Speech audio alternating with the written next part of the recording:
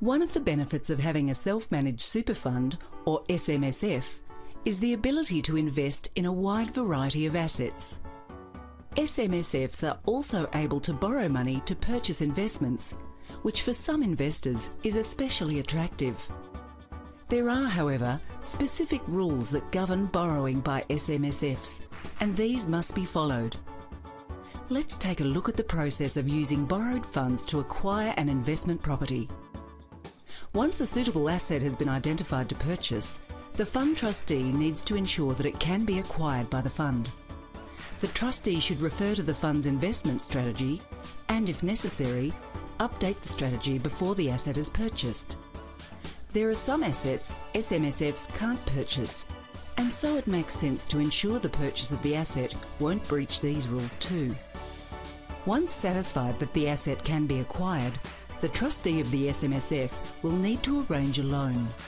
The type of loan that must be taken out is called a limited recourse loan, and the finance can be provided by either a related party of the SMSF or a financial institution such as a bank.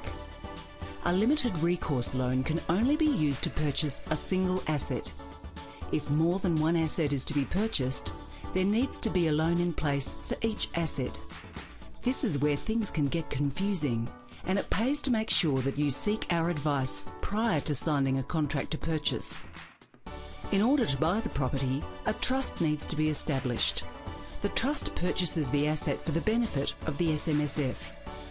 The trust is recognised as the legal owner of the property, while the SMSF is the legal beneficiary of the property purchased. The SMSF remains responsible for all transactions, including loan repayments, the receipt of investment income, as well as all taxation liabilities arising from the property. A feature of the limited recourse loans is that if there is a default on the loan, the lender's recourse is limited to the asset held by the trust. All other assets held by the SMSF, including money held in cash and/or shares, are not at risk. The borrowed funds may be used to repair or maintain the property, but the ATO places restrictions on alterations that significantly change or improve the value of the asset. Improvements to the property can take place, but they must be paid for using cash held by the SMSF. The loan can be repaid from rental income, employer and/or personal super contributions, income earned from other investments owned by the SMSF, or by selling the property and repaying the outstanding debt. The rent and any capital gains are taxed at the standard superannuation or pension tax rates. Once the loan is repaid in full, the SMSF has the right to take ownership of the property.